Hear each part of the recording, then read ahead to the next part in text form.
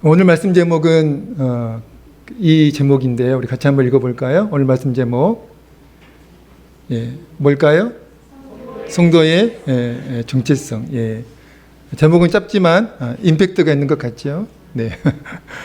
우리가 교회에서 자주 듣고 또 우리가 교회에서 자주 사용하는 용어 가운데 소명이 있고 소면이 아니고 소명, 중면 소명 그 아니고요. 소명입니다. 소명이 있고 그리고 사명이 있는데 같은 말입니까? 다른 말입니까? 소명, 사명 같은 말이에요? 다른 말이에요? 비슷합니까? 네, 비슷한 것 같지만 전혀 다른 의미를 가지고 있는 두 단어입니다. 그런데 보통은 교회에서 두 단어를 같은 의미로 사용을 하고 있죠. 소명은 이런 뜻을 가지고 있습니다. 어떤 일이나 임무를 하도록 부르는 명령. 그러니까 부르심이죠. 부름이죠. 그래서 영어로는 콜링이라고 하고요. 그리고 사명은 맡겨진 임무. 그래서 영어로는 뭐라고 할까요? 미션이라고 합니다. 미션. 그러니까 완전히 다른 뜻과 의미를 가지고 있는 거잖아요. 교회에 다양한 직분이 있습니다. 목사의 직분이 있고 장로의 직분이 있고 권사님 또 지사님, 권찰님 다양한 직분이 있는데 이 교회의 다양한 직분을 소명이라고 합니까? 사명이라고 합니까? 사명이라고 하죠. 소명이라고는 잘하지 않습니다. 소명은 어디에서 자주 쓰는 단어예요? 신학교에서 신학생들에게 자주 쓰고요. 교회에서는 잘 쓰지 않는 단어입니다. 근데 여러분 이 사명 안에는 무엇이 포함되어 있어요? 소명이 포함되어 있습니다. 그러니까 굳이 분리하지 않고 교회에서는 사명으로 그렇게 사용을 하는 것이죠. 오늘 올해 우리 교회 새로운 직분으로 부름을 받으신 성도님들이 계시는데요. 지사님으로 형호의 지사님, 김보라 지사님, 이명무 지사님 이렇게 세 분이 이제 새롭게 지사분을 이제 받으시고요. 또 권찰님으로 김범용 권찰님, 유지영 권찰님 이렇게 두 분이 권찰님으로 이제 임명이 되셔가지고 오늘 아주 예쁜 임명장을 드리게 되는데 왜 제가 굳이 새로운 직분으로 부름을 받았다라고 하는 그 표현을 사용했을까요? 굳이 그 표현을 안 써도 될 것 같은데 왜 굳이 새로운 직분으로 부름을 받은 성도님들 이런 표현을 제가 사용했을까요? 여러분 직분이라고 하는 것이 곧 부르심이기 때문에 그렇습니다. 여러분 직분은 그냥 직분이 아니고요. 콜링이에요. 하나님의 부르심입니다. 목사가 그냥 임명하는 것이 아니라 목사가 그냥 무조건 임명하는 것이 아니라 거기에는 하나님의 부르심, 하나님의 콜링이 있다는 것이죠. 그러므로 직분을 절대 부담스럽게 여기시면 안 돼요. 뭐 어떻게 여겨야 될까요, 직분을? 불편하게요? 직분을 절대로 부담스럽게 여기시면 안 되고 어떻게 여겨야 될까요? 영광스럽게. 아멘. 영광스럽게 여기셔야 됩니다. 왜 우리가 직분을 부담이 아닌 영광으로 생각해야 할까요? 하나님께서 그 직분으로 부르셨기 때문에 그렇습니다. 목사로 부르셨고 장로로 부르셨고 그리고 권사로, 집사로, 권찰로 부르셨기 때문에 우리는 직분을 영광스럽게 생각해야 되는 것이지 부담스럽게 또 부끄럽게 부당하게 여기시면 안 된다는 것이죠. 신약성경 마가복음 3장 31절 말씀은 직분이 왜 소명인지 왜 하나님의 부르심인지 왜 우리가 직분을 영광스럽게 생각해야 되는지 그 대답이 되는 말씀이 마가복음 3장 31절 말씀인데 우리 같이 한번 읽어보겠습니다. 같이 읽겠습니다. 시작.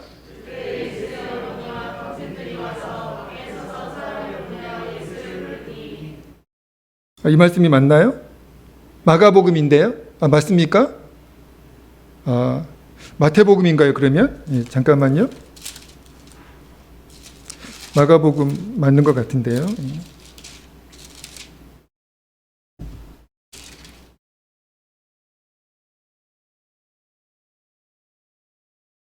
3장 31절 말씀. 잘못 찾은 것 같습니다. 제가 찾은 말씀이 이거예요. 또 산에 오르사 자기가 원하는 자들을 부르시니, 이렇게 찾은 말씀이 제가 이 말씀인데요. 또 산에 오르사 자기가 원하는 자들을 부르시니 나아온지라. 어디에 있는 말씀일까요? 13절인가요? 3장 13절. 죄송합니다. 마가복음 3장 13절 있네요. 예. 우리 같이 한번 읽어볼까요? 마가복음 3장 13절 같이 한번 읽어보겠습니다. 죄송합니다. 예, 같이 읽습니다. 시작. 또 산에 오르사 자기가 원하는 자들을 부르시니 나아온지라. 아멘. 여러분, 이 말씀 우리가 잘 아는 말씀이에요. 예수님께서 12제자를 세우시는 장면인데요. 예수님이 12제자를 세우시기 전에 그냥 세우신 것이 아니라 어떤 과정이 있었습니다. 어떤 과정이죠? 예수님이 12제자를 부르시는 과정이 선행이 되었다는 것이죠. 예수님이 12제자를 부르시고 그들이 나왔고, 그리고 그 12명을 예수님께서 제자로 세우셨다는 거예요. 자, 그렇다면 오늘 교회의 직분자들이 꼭 기억해야 할 사실이 있습니다. 저도 기억해야 할 사실, 그리고 직분자들, 모든 직분자들이 기억해야 할 중요한 사실이 있는데요. 그 사실은 무엇입니까? 직분이라고 하는 것은 하나님께서 원하시는 사람들을 부르셔서 맡기신 거룩한 임무가 직분이라는 겁니다. 우리 다시 한번 기억해 볼까요? 직분이라고 하는 것은 하나님께서 원하시는 사람들을 부르셔서 맡기신 거룩한 임무가 직분이라는 겁니다. 그러므로 직분자들은 절대로 직분을 부담이 아닌 무엇으로 생각해야 됩니까? 영광으로 생각해야 되고요. 그리고 최선을 다해서 하나님께서 우리를 부르셨기 때문에, 부르셔서 그 직분을 맡기셨기 때문에 우리는 최선을 다해서 그 직분을 감당해야 한다는 것이죠. 설 연휴 기간 어떻게 보내셨습니까? 설 연휴 기간. 저는 개인적으로 잘 보냈습니다. 저는 개인적으로 혼자 고향 목포에 다녀왔는데요. 왜 혼자 갔을까요? 가족 다 버려두고. 저 혼자 고향 목포에 다녀왔습니다. 제가 고향에 가서 깨달은 그 진실, 분명히 깨달은 진실이 있는데요. 이것 때문에 제가 목포를 간 것 같습니다. 내가 목사가 된 것은 하나님께서 저를 부르셨다라고 하는 그 하나님의 부르심, 그 소명의 결과라는 것을 제가 고향에 가서 다시 한번 깨닫고 돌아왔습니다. 저는 사실 목사로 부름을 받기 전에 목사가 될 준비가 전혀 되어 있지 않았어요. 그리고 목사가 될 자질과 실력이 아주 많이 부족했습니다. 그런데 하나님께서 강권적으로 저를 부르셨어요. 그리고 강권적으로 저에게 소명을 주셨습니다. 그래서 저는 어쩔 수 없이 순종할 수밖에 없었죠. 제가 목포에 가서 그 사실을 절실히 깨닫고 돌아왔습니다. 내가 목사가 된 것은 우연도 아니고, 그리고 내 선택도 아니었고, 하나님께서 부르셔서 나를 목사로 삼으셨다라고 하는, 내가 목사가 된 것은 하나님의 부르심 때문이었다는 것을 다시 한번 절실히 깨닫고 돌아왔습니다. 그리고 그동안 무수히 많은 시련과 고난이 저에게 있었는데요. 그럼에도 불구하고 제가 여전히 목사로 존재하고 있는 까닭, 수없이 많은 실패가 있었고 수없이 많은 실수가 저에게 있었는데 여전히 제가 목사로 존재할 수 있는 까닭은 저를 목사로 부르신 주님께서 그 부르심을 지켜주셨기 때문임을 또한 확신합니다. 사도 바울이 오늘 본문 1절에서 자신이 사도가 된 것, 무엇의 결과라고 말씀을 하고 있습니까? 오늘 본문 1절 읽어보겠습니다. 오늘 본문 1절입니다. 함께 읽습니다. 시작. 하나님의 뜻을 따라 그리스도 예수의 사도로 부르심을 받은 바울과 형제 소스데네는. 아멘. 이렇게 말씀하고 있습니다. 하나님의 뜻을 따라 그리스도 예수의 사도로 어떻게 해요? 부르심을 받았다. 그렇게 사도 바울이 고백하고 있습니다. 사도 바울은 자신이 사도가 된 것은 하나님의 부르심, 즉 소명의 결과임을 분명히 밝히고 있다는 것이죠. 바울은 사도가 되기 전 어떤 사람이었을까요? 우리가 잘 알고 있습니다. 사도 바울이 사도가 되기 전 어떤 사람이었어요? 예수 그리스도를 믿는 그리스도인들을 가장 앞장서서 핍박했던 사람이 사도 바울이었잖아요. 그리고 그 연장선상에서 스데반 집사님이 이제 복음을 전하시다가 순교를 돌에 맞아서 사람들의 돌에 맞아 순교를 당하실 때 가장 그 주도적인 역할을 했던 사람이 바로 사도 바울이었죠. 사도 바울이 사도가 되기 전 모습을 사도행전 9장 1절은 이렇게 표현하고 있는데요. 이렇게 표현하고 있습니다. 같이 한번 읽어볼까요? 사도행전 9장 1절입니다. 읽겠습니다. 시작. 사울이 주의 제자들에 대하여 여전히 이역과 살기가 등등 대제사장에게 가서, 여러분 사도 바울이 사도로 부름을 받기 전 모습을 이렇게 표현하고 있습니다. 사울이 주의 제자들에 대하여 여전히 이역과 살기가 등등하여. 그러니까 예수를 믿는 사람들을 보기만 하면 옥에 가두고, 그리고 핍박했던 그 사도 바울. 그 사도 바울은 그러한 심정으로 다메섹에 있는 그리스도인들을 잡으러 가던 중에 다메섹 도상에서 주님을 만나게 되었고요. 그리고 사도로 부르심을 받게 되었습니다. 그리고 사도 바울은 그때부터 주님의 부름을 받은 그때부터 자신이 사도가 된 것은 하나님께서 부르신 소명의 결과임을 조금도 헷갈리지 않고 확신하게 되었다는 것이죠. 그때부터 사도 바울에게는 조금의 헷갈림도 없었어요. 나는 하나님의 은혜로 사도가 되었다. 나는 하나님의 부르심으로, 그 부르심의 결과로 내가 사도가 되었다라고 그렇게 확신하게 되었다는 것이죠.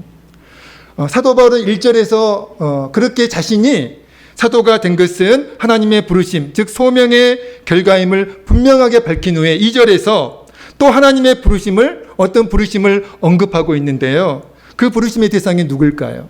자신만 하나님께서 사도로 그렇게 부르신 것이 아니라 또 어떤 사람들을 하나님께서 부르셨다라고 그렇게 2절에서 말씀하고 있어요. 우리 2절 읽어볼까요? 2절입니다.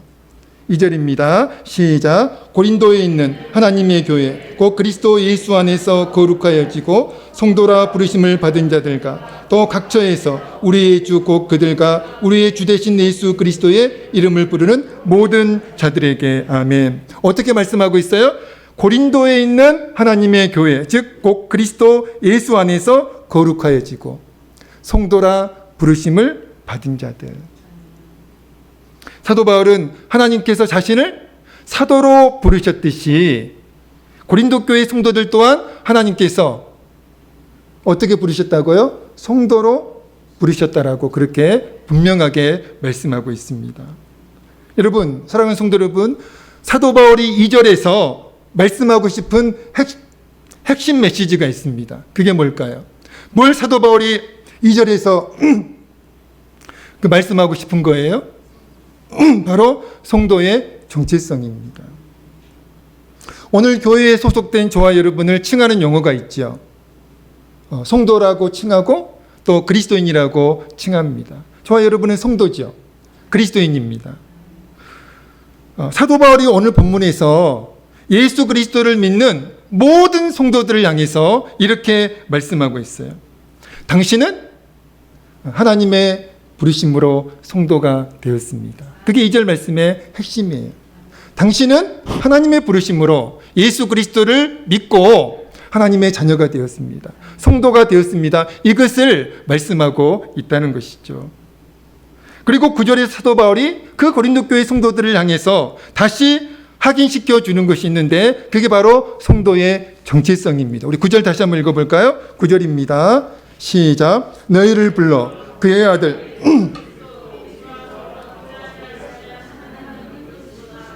아멘. 너희를 불러 그의 아들 예수 그리스도로 우리 주와 더불어 교제하게 하신 하나님은 미쁘시도다. 다시 한번 확인시켜주고 있다는 것이죠. 사랑하는 성도 여러분, 사도 바울이 2절에서 9절에서 말씀하는 성도의 정체성이 무엇입니까? 저와 여러분이 성도인데, 저와 여러분이 그리스도인데 저와 여러분의 정체성이 무엇일까요? 한마디로 정의할 수 있어요. 그게 뭡니까? 성도는 하나님의 부르심을 받은, 하나님의 콜링을 받은 거룩한 사람이라는 거예요. 저는 거룩하지 않은데요. 저는 오늘 또 죄를 지었는데요. 우리의 행위를 가지고 말씀하시는 것이 아닙니다. 우리의 신분을 가지고 말씀하는 거예요. 여러분, 성도의 정체성이 무엇이에요? 성도는 하나님의 부르심을 받은, 하나님의 선택하시고, 그리고 하나님께서 부르신 거룩한 사람들이 성도라는 거예요.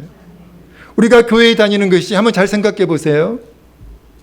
우리가 교회에 다니는 것이 우리 자신의 선택일 수도 있었어요. 교회가 가까이 있으니까 교회 다니고 싶어서 내가 교회를 이제 선택해서 다녔을 수도 있고요. 또 하나는 누군가의 전도 때문이었을 수도 있습니다. 누가 우리를 전도했기 때문에 교회에 다니고 있는 것일 수 있습니다. 또 하나는 태어나 보니까 성도가 되어 있는 거예요. 모태신앙이죠. 믿는 가정에서 태어나가지고 정말 어쩔 수 없이 교회 안 다니고 싶은데 정말 마지못해서 교회를 다니는 그런 사람들도 많이 있잖아요. 그러나 여러분, 모양과 형식은 그렇게 다 다를 수 있어요. 교회 다니는 그 이제 모습이, 형태가. 그러나 저와 여러분이 교회에 다니는 것은 궁극적으로 무엇의 결과일까요? 내가 교회를 선택해서 다녔을 수도 있고, 그리고 누군가의 전도 때문에 교회를 다녔을 수도 있고, 또 태어나 보니까 믿는 가정에서 태어나가지고 교회를 내가 다니고 있는 것일 수도 있지만, 그러나 그것은 하나의 그 형식이고요. 본질적으로, 궁극적으로 우리가 교회에 다니는 것은 무엇의 결과입니까? 하나님의 부르심, 즉 소명의 결과라는 거예요. 교회에 다니는 모든 사람들에게는 바로 하나님의 부르심이 있다는 겁니다. 하나님의 소명이 있다는 것이죠. 현재 우리가 묵상하고 있는 말씀이 생명의 삶 사무엘상인데요. 지난주 금요일 말씀이 어린 사무엘을 하나님께서 부르시는 장면이었어요. 그 말씀을 이제 새벽기도 시간에 나눴는데요. 하나님께서 어린 사무엘을 이렇게 부르셨어요. 콜링하셨습니다. 근데 여러분, 사무엘은 불신자 가정에서 태어났나요? 아니에요. 모태신앙이었습니다. 믿는 가정에서 태어났어요. 엄마 한나가 불임이었을 때 하나님께 간절히 기도해가지고 소원하면서 하나님께서 저에게 아들을 주시면 그 아들 하나님께 바치겠습니다라고 소원까지 하면서 기도한 결과로 그 사무엘을 얻었잖아요. 그러니까 믿는 가정에서 태어난 모태 신앙이었습니다. 그리고 어머니 한나의 그 소원대로 사무엘은 어렸을 때부터 성전에서 자라게 됐죠. 자, 그런데 하나님께서 그 사무엘을 부르셨다는 거죠.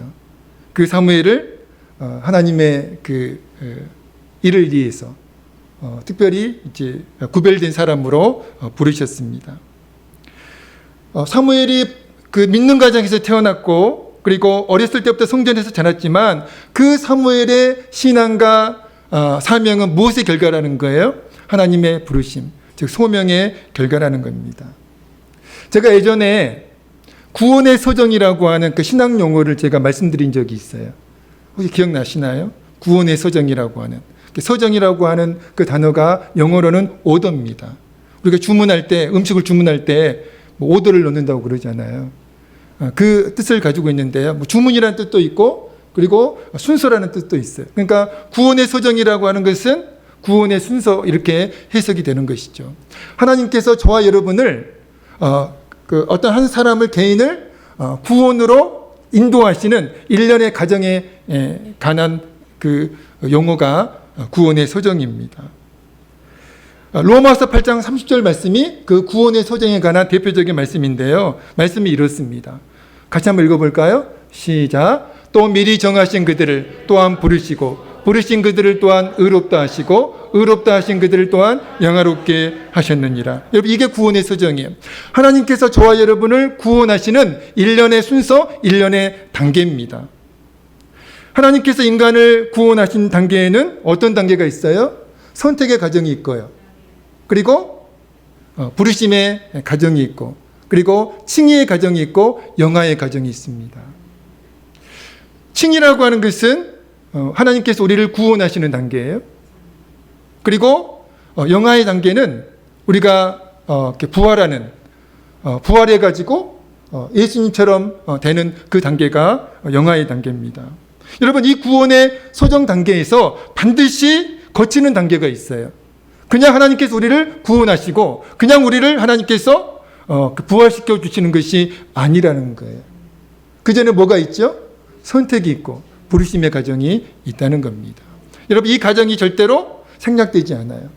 저와 여러분이 오늘 예수 그리스도를 믿고 구원을 받은 것은 그 구원의 단계로 하나님께서 갑자기 우리를 구원하신 것이 아니라 그 전에 하나님께서 우리를 선택하셨고 그리고 우리를 부르신 그 가정이 선행이 되었다는 것이죠. 사랑하는 성도 여러분, 저와 여러분이 어떻게 교회에 다니게 되었을까요? 저와 여러분이 어떻게 예수 그리스도를 믿고 그리스도인이 되었을까요? 여러분이 한번 대답해 보세요. 저와 여러분이 어떻게 교회에 다니게 되었을까요? 어떻게 저와 여러분이 예수 그리스도를 믿고 그리스도인이 되었을까요? 하나님의 콜링, 하나님의 부르심이 있었기 때문입니다. 모든 하나님의 사람들에게 이 가정은 생략되지 않아요. 공통적으로 이 단계를 거치게 되어 있습니다. 예수 믿는 저와 여러분이 조금의 헷갈림도 없이 확신해야 하는 진실이 무엇일까요? 나는 하나님의 부르심으로 성도가 되었다는 것입니다. 내가 우연히 성도가 되고 누군가의 전도로 성도가 되고 태어나 보니까 성도가 되었고 그게 아니라 우리는 하나님의 부르심으로 성도가 되었다는 사실을 조금의 헷갈림도 없이 확신하는 여러분 되시기를 주의 이름으로 간절히 축원합니다. 그리고 또 확신해야 하는 진실, 중요한 진실이 또 하나 있습니다. 로마서 11장 29절인데요. 바로 이 말씀입니다. 같이 읽겠습니다. 시작. 하나님의 은사와 부르심에는 후회하심이 없느니라. 아멘. 하나님의 은사와 부르심에는 후회하심이 없느니라. 여러분, 우리는 하나님의 부르심으로 성도가 되었어요. 이 사실을 우리가 확신해야 되고 또 한 가지 확신해야 되는 진실, 하나님의 부르심에는 뭐가 없다고요? 후회하심이 없다라는 거예요. 근데 우리는 자꾸 착각해요. 하나님이 나를 구원하신 것을 후회하실 수도 있겠다. 그리고 나의 구원이 취소될 수도 있겠다. 그런 불안함, 그런 두려움이 우리에게 있잖아요. 그러나 성경은 분명하게 말씀하십니다. 하나님의 부르심에는 뭐가 없다고요? 후회하심이 없다라고 분명하게 말씀하고 있습니다. 이 말씀을 세번역 성경에서는 이렇게 번역하고 있어요. 하나님께서 주시는 고마운 선물과 부르심은 철회되지 않습니다. 아직도 고개를 갸웃거리는 성도님이 있는데요. 하나님의 부르심에는 후회하심이 없고요. 철회가 없습니다. 더 구체적으로 메시지 성경에서는 더 구체적으로 이렇게 말씀하고 있어요. 하나님의 선물과 하나님의 부르심에는 완전한 보증이 붙어 있습니다. 결코 취소되거나 무효가 될 수 없습니다. 그러니까 우리의 구원에는 보증이 있다는 거예요. 그것도 완전한 보증이에요. 예수 그리스도라고 하는 완전한 보증이 우리에게 있습니다. 그래서 우리에게 있는 구원은 절대로 취소되거나 무효가 될 수 없다라는 거예요. 하나님이 저와 여러분을 성도로 부르셨는데, 그리고 구원으로 부르셨는데 그 부르심은 절대로 취소되거나 무효가 될 수 없다는 것입니다. 믿으시면 아멘 하시기 바랍니다. 오늘 이 확신이 여러분에게 있어지기를 주의 이름으로 간절히 축원드립니다. 제가 좋아하는 찬양 가운데 하나님의 부르심이라는 찬양이 있어요. 언젠가 성가대에서 불러주시면 좋겠습니다. 가사가 이렇습니다. 하나님의 부르심에는 후회하심이 없네. 이 로마서 11장 29절을 가지고 찬양을 만든 것 같아요. 하나님의 부르심에는 후회하심이 없네. 내가 이 자리에 선 것도 주의 부르심이라. 하나님의 부르심에는 결코 실수가 없네. 나를 부르신 하나님의 신실하심을 믿네. 2절은 이렇습니다. 작은 나를 부르신 뜻을 나는 알 수 없지만 오직 감사와 순종으로 주의 길을 가리라. 때론 내가 연약해져도 주님 날 도우시니, 때론 내가 연약해져도 주님 날 도우시니 주의 놀라운 그 계획을 나는 믿으며 살리. 후렴은 이렇습니다.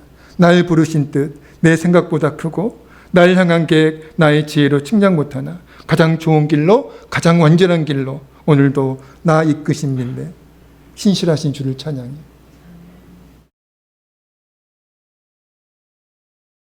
제가 아까 말씀을 드렸듯이 그동안 저에게 무수히 많은 실수, 무수히 많은 잘못, 무수히 많은 제약, 무수히 많은 부끄러움, 무수히 많은 시련이 있었음에도 제가 여전히 이 시간 오늘 목사로 존재할 수 있는 이유가 무엇일까요? 저를 부르신 하나님께서, 저를 목사로 부르신 하나님께서, 저에게 목사의 소명을 주신 하나님께서 그 부르심을, 그 신실하신 하나님께서 그 부르심을 지켜주셨기 때문인 줄로 믿습니다. 저와 여러분에게 실수가 있고, 저와 여러분에게 연약함이 있고, 부끄러움이 있고, 제약이 있고, 그리고 저와 여러분에게 시련이 있지만, 그러나 저와 여러분이 여전히 성도로 살아갈 수 있는 것, 여전히 성도로 존재하고 있는 것, 우리가 때로는 넘어지고, 때로는 쓰러져도, 때로는 방황할 때도 있잖아요. 영적으로 방황할 때도 많이 있잖아요. 그럼에도 불구하고 다시 일어나고 다시 하나님께로 돌아올 수 있는 것은 바로 신실하신 하나님께서 우리를 성도로 부르신 그 부르심을 지켜주시기 때문인 줄로 믿습니다. 때론 내가 연약해져도 주님 날 도우시니, 찬양 가사처럼 우리 주님께서 우리를 도우시기 때문에, 우리를 부르신 주님께서 그 부르심을 지켜주심으로 우리가 여전히 성도로 존재할 수 있음을 믿습니다. 오늘 본문 9절에서 사도 바울이 강조하는 것이 있습니다. 우리 9절 다시 한번 읽어볼까요? 9절입니다.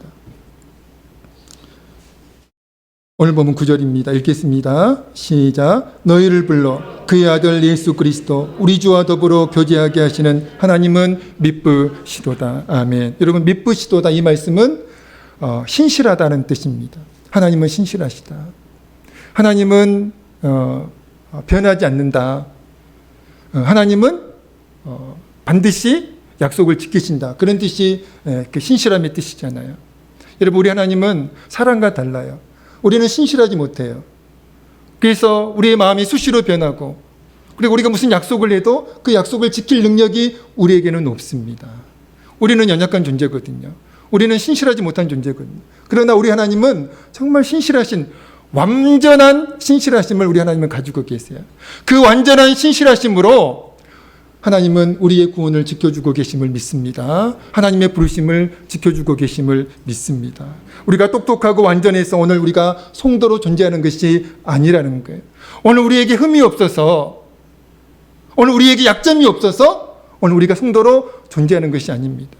무수히 많은 약점이 있고 무수히 많은 실수가 우리에게 있음에도 불구하고 우리를 사랑하시는 그 신실하신 하나님께서 우리를 부르신 그 부르심을 지켜주고 계시기 때문에 오늘 우리가 성도로 존재할 수 있다는 것입니다. 말씀을 마치겠습니다.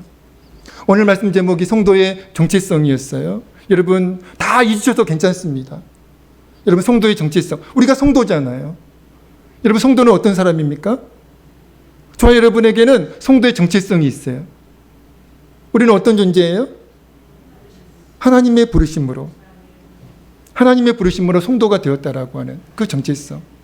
하나님의 부르심을 받은 거룩한 사람, 거룩한 존재가 바로 성도의 정체성인 줄로 믿습니다. 여러분, 말씀을 마치면서 성도의 이 정체성과 관련해 가지고 우리가 반드시 기억해야 할 두 가지 진실이 있습니다. 제가 아까 다 말씀을 드렸어요. 첫째가 뭐였을까요? 우리 화면을 보면서 같이 읽겠습니다. 성도의 정체성 관련 우리가 확신해야 하는 진실, 첫 번째, 같이 읽습니다. 시작. 우리 장로님이 확실하게 읽어주셨습니다. 우리는 하나님의 부르심으로 성도가 되었다는 사실.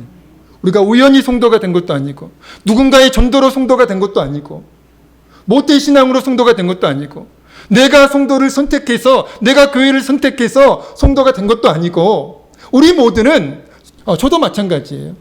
우리 모두는 하나님의 부르심으로, 하나님의 거룩한 콜링으로 성도가 되었다는 사실, 믿으시면 아멘하시기 바랍니다. 또 우리가 반드시 기억해야 하는 두 번째 진실, 무엇입니까? 읽겠습니다. 시작. 하나님의 부르심에는 후회하심이 없어요. 그렇습니다. 사람은 불렀다가도 마음에 안 들면 쫓아내잖아요. 사람은 불렀다가도 좀 실력이 약하면 그냥 계약을 해지해 버립니다. 그러나 하나님은 그런 하나님이 아니세요. 우리를 부르신 하나님의 그 부르심은 절대로 철회되지 않습니다. 왜 그렇습니까? 하나님이 신실하시기 때문에 그렇습니다. 이 두 가지 진실, 성도의 정체성과 관련해서 이 두 가지 진실을 꼭 기억하면서 살아가는 여러분 되시기를 우리 주의 이름으로 간절히 축원드립니다. 기도하겠습니다. 하나님 아버지, 성도는 하나님의 부르심을 받은 거룩한 사람들임을 믿습니다. 우리에게는 이 정체성이 있음을 믿습니다. 늘 이 정체성을 기억하면서 살아가는 저희가 되어지기를 간절히 원합니다. 우리가 두 가지 확신해야 하는 진실이 있는데, 첫 번째는 나는 하나님의 부르심으로 성도가 되었다는 진실, 그리고 하나님의 부르심은 절대로 철회되지 않는다라고 하는 이 진실, 이 두 가지 진실을 늘 마음에 새기고 기억하면서 살아가는 저희가 되어질 수 있도록 은혜를 베풀어 주시옵소서. 사단은 우리에게 거짓말을 합니다. 너는 구원받을 자격이 없다고, 너는 성도의 자격이 없다라고 그렇게 우리에게 거짓말로 속삭이지만, 그러나 그 거짓말에 속지 않는 저희가 되어지기를 간절히 원합니다. 하나님의 말씀으로, 예수 그리스도가, 예수님이 하나님의 말씀으로 사단의 거짓말을 이겼듯이 우리도 하나님의 말씀으로, 진리의 말씀으로 사단의 거짓말을 이기는 저희가 되어질 수 있도록 은혜를 베풀어 주시옵소서. 예수님의 이름으로 간절히 기도하옵나이다. 아멘. 우리 찬송가